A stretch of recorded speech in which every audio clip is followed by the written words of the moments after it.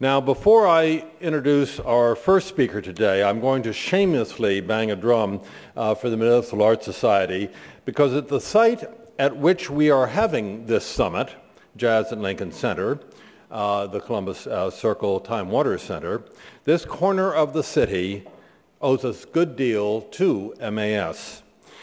In the late 1980s, when this plot of Manhattan was occupied by the obsolete New York State Coliseum, MAS launched a battle to prevent a huge new Leviathan from casting a long, dark shadow over Central Park. And it was on this site that we insisted that any new building should allow for sightlines directly down 59th Street.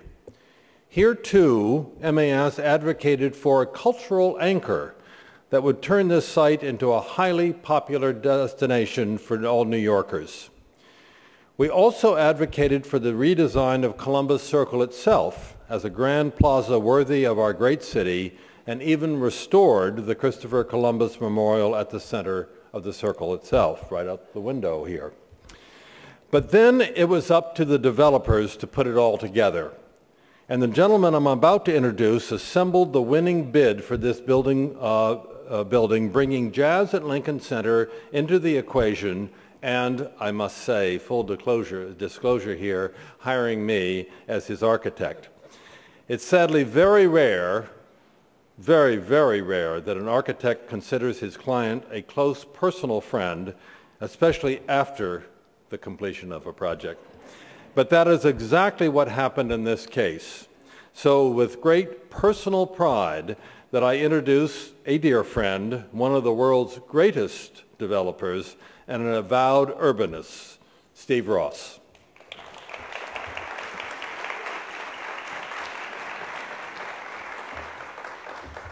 Okay.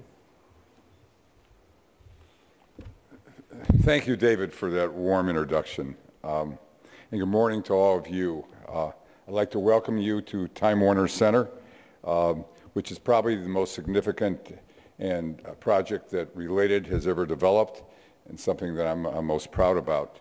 And I think working with David was really a real treat. That really, as David indicated, is we've developed a great friendship.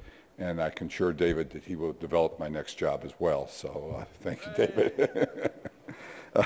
But one thing people probably don't know is this great room here is really a result of really David's tenacity. It wasn't something that Jazz at Lincoln Center really wanted.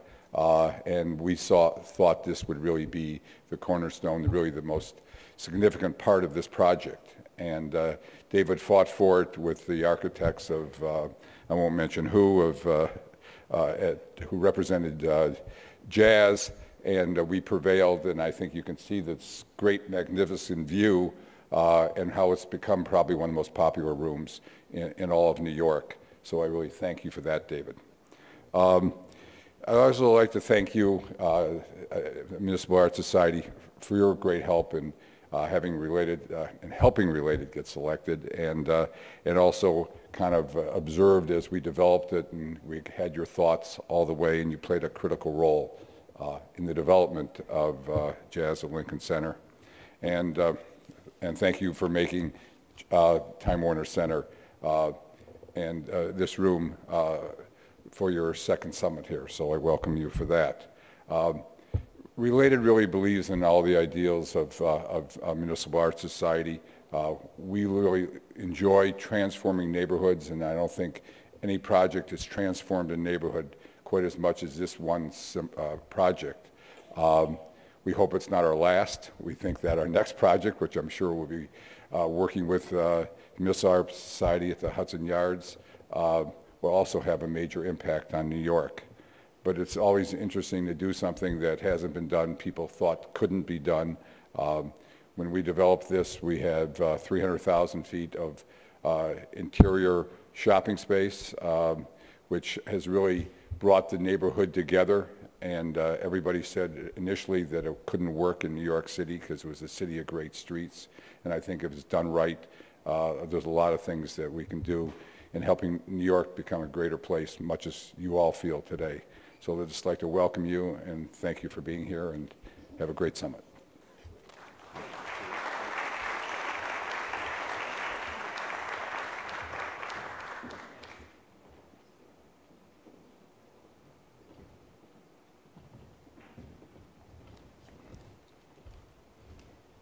Good morning. I'm Vin Cipolla, president of MAS. Thank you, David.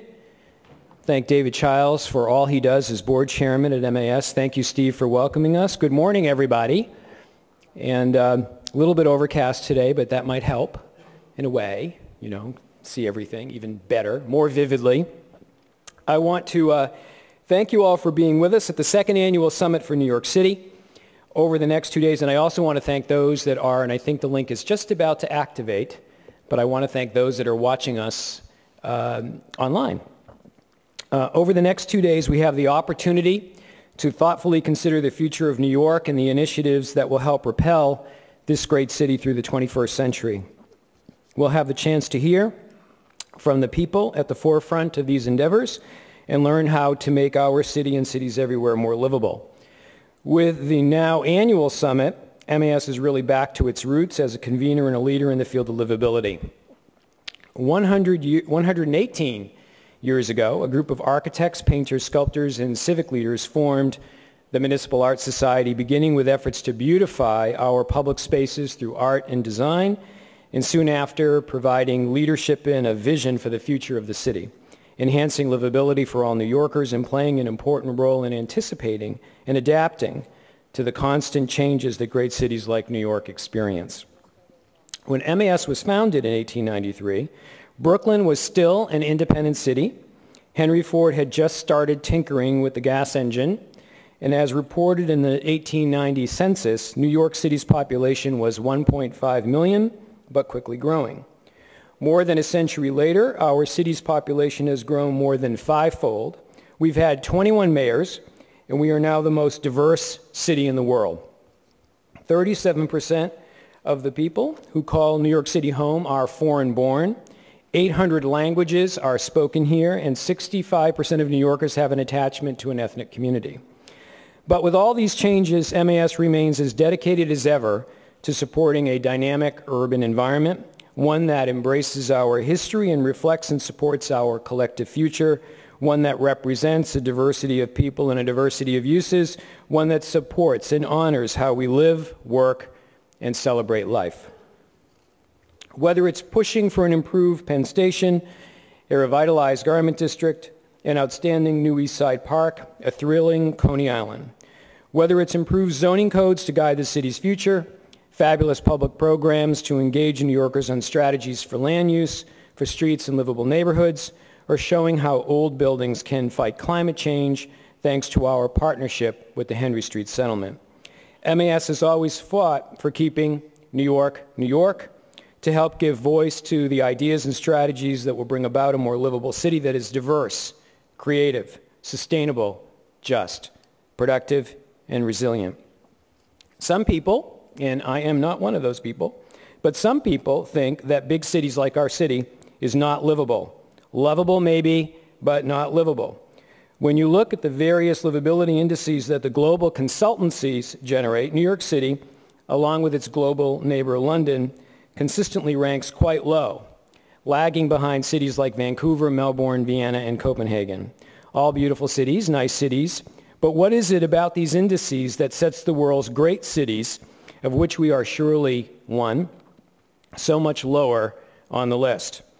Some people say it's because New York City isn't a sustainable city. It's too congested, too dirty, too unfriendly, too confined by geography, too expensive. And yet people, the same people who may say these things about New York, still come here by the millions. Last year, our city hosted 49 million visitors. Every single day, another 700 new people move to our city.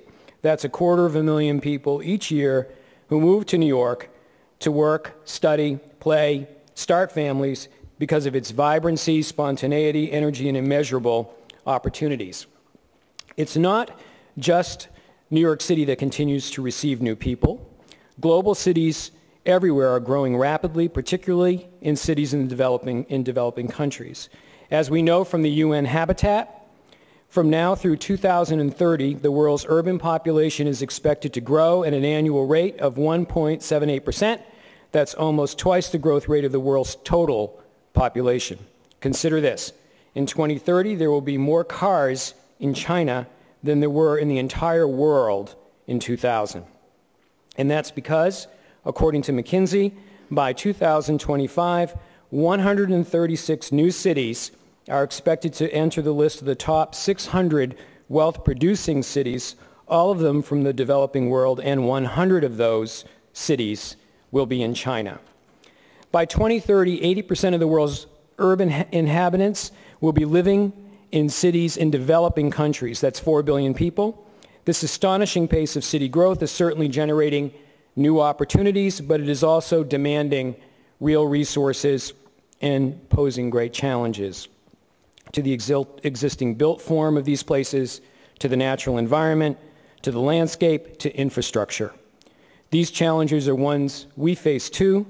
The emergent city agenda may in fact be the most significant shared global agenda. Cities like New York City, London, Paris, and Berlin, and increasingly Rio, Mumbai, and Shanghai are places of opportunity where people come to find themselves, lose themselves, discover their futures.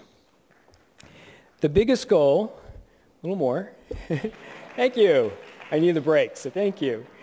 The biggest goal, the ultimate takeaway from the summit, is for all of us to work together to enhance the livability of our city and to learn from our own shared experiences and that of others. What are the challenges to city livability?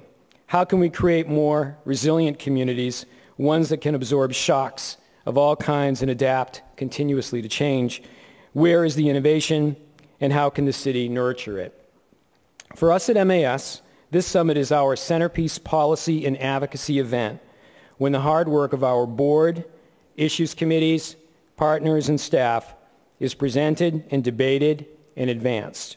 It's our annual check-in that then informs our advocacy, policy development, and programming work for the coming year.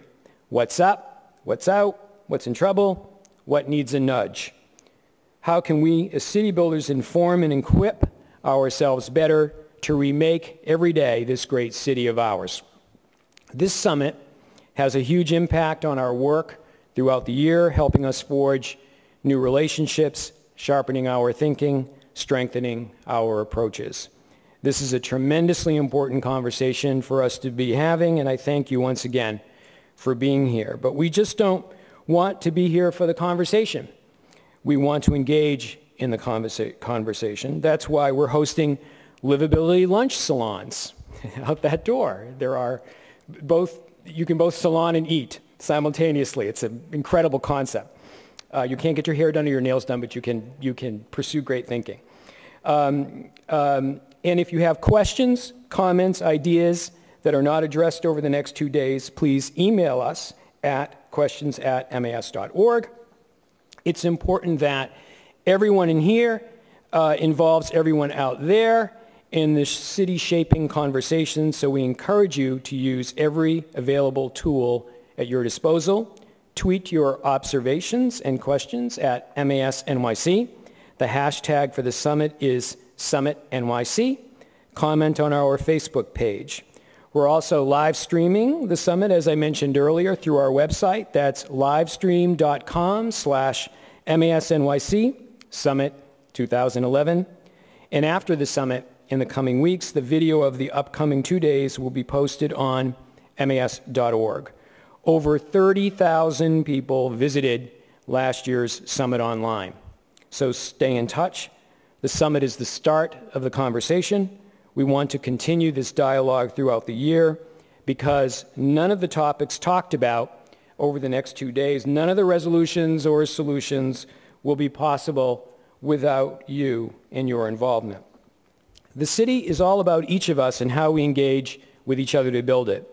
We're thrilled to have the capacity to host this kind of extraordinary event in an extraordinary house such as this with an extraordinary group of people like you.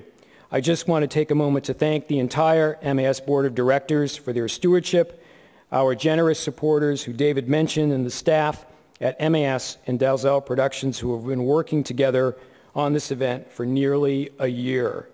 It does really take a village, and without our fabulous team, these 2 days would not be possible. Many of you were at last year's summit, so you know that this is a working summit with people popping in and out. We're not a destination conference. We're right here in the most fabulous place on earth. So there'll be a lot of movement, and that's a good thing.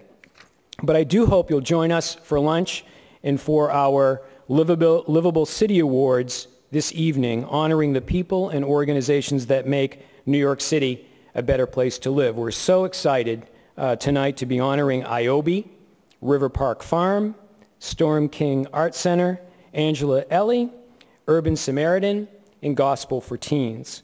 It will be a really fun evening, and the acclaimed choir of Gospel for Teens will be performing, so it's going to be tremendous. I hope you'll join us. Now, I'd like to introduce Paul Byrne, who will lead us into the day's activities. Paul is a principal in the New York City-based Bernstein Global Wealth Management, a unit of Alliance Bernstein. He is also an active member of the MAS Board of Directors. Please join me in welcoming Paul Byrne.